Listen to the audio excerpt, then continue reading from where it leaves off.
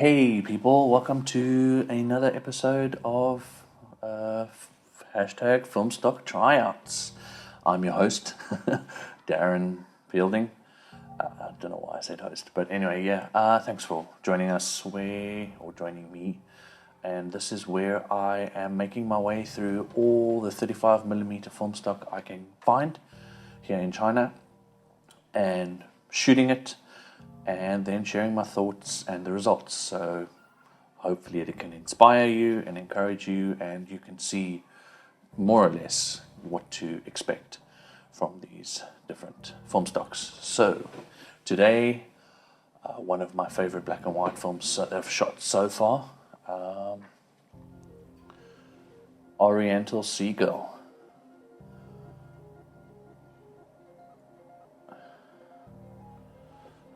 Absolutely love this film, and from the research and information that I can find, it's actually produced by Ilford or Harman Technologies, who create and make Ilford and Kentmere in the UK, and then repackaged for the Asian market and sold in Japan. So apparently it's quite similar to Kentmere 100, if some people even say that it's exactly the same, but whatever that side of things is, I really enjoy the images that I'm getting from this. So it's a lowish ISO or standard ISO film 100, so it's not really good for, it's not a fast ISO, and it's not all that great for evening or low light. The exposure latitude though is pretty good, and I think because it's black and white, you often can get away with a lot more shooting black and white. Overexposing it's got more latitude going over, so maybe a stop and a half. Underexposing less so, maybe half a stop to 3/4 of a stop, but it's all really up to your personal preference. Sharpness, it is a really sharp film. It looks beautiful, and you can see everything pretty clearly in the images, as you can see as they slide across. Contrast, it's contrasty. It does pick up the contrast quite nicely. And grain, it's got a beautiful grain. Quite fine, the grain, I think. But it is quite beautiful, and it does give the images a really beautiful feel and look. And enjoy it. I have another roll in my fridge, and I'm wanting to get some more. And does anyone else get bothered by this when these aren't equal? Is it equal now? There we go. Sorry.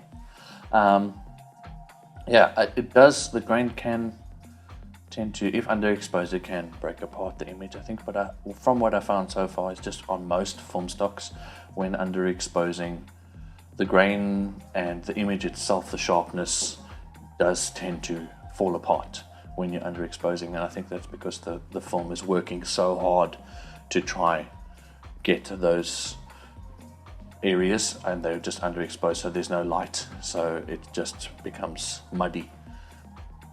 And that's pretty much it. My best use cases for this film, I think I've seen some beautiful portraits. I think it's really cool for architecture. I shot a bit of architecture in Hangzhou. Studio photography, studio portraits, maybe still life, it could be really cool. And street photography. I did some street photography with it, and I really enjoyed it. Also, I forgot to mention the camera I was using. I wasn't using my Canon new F1. I was using the Yashica Diary, which is a semi to fully automatic kind of point and shoot. It automatically sets the aperture and shutter speed for you. You can't control that at all, and it has a maximum aperture of 3.2, and then all the way up to 22. So you have to have decent light, and then also it does have the flash, and it won't shoot without batteries. So it's actually a second-hand camera that I bought here on Taobao for next to nothing, and quite compact, and it's pretty cool. I can't find many people that have it or use it, so that was pretty cool.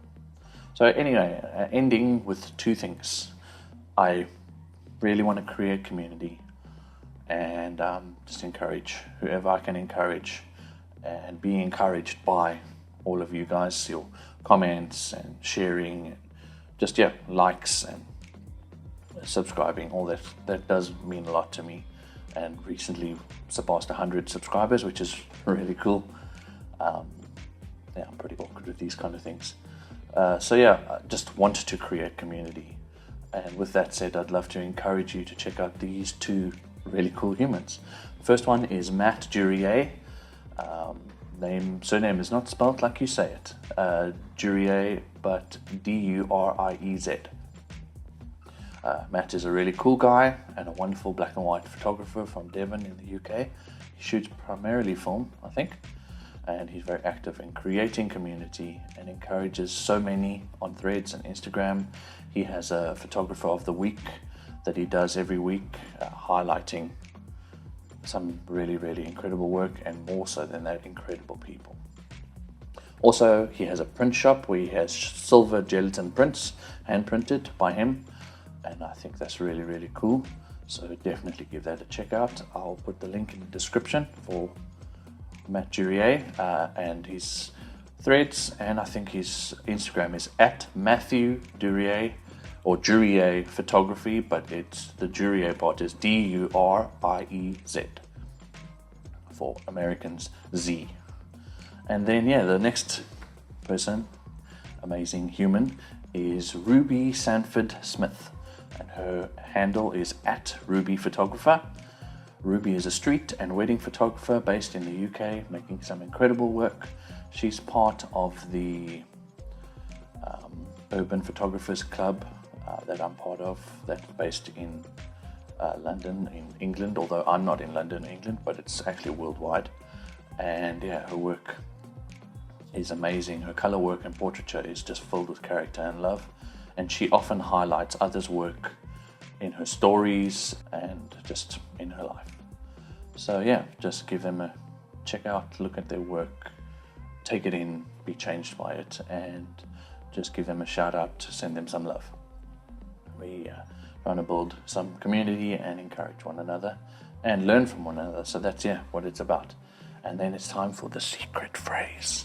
This is just something that I thought was pretty random to do, and might be cool to have a secret phrase at the end of the video that you can leave in the comments, so I'll know that you made it all the way through and watched till the end, and I just appreciate that so much. So the secret phrase is first 5, next 7, then 5. And if for bonus points, if you can tell me what that is, that would be pretty cool. Anyway, as always, just keep making stuff and be blessed, and sorry for my awkwardness. Have a great one. Cheers, guys.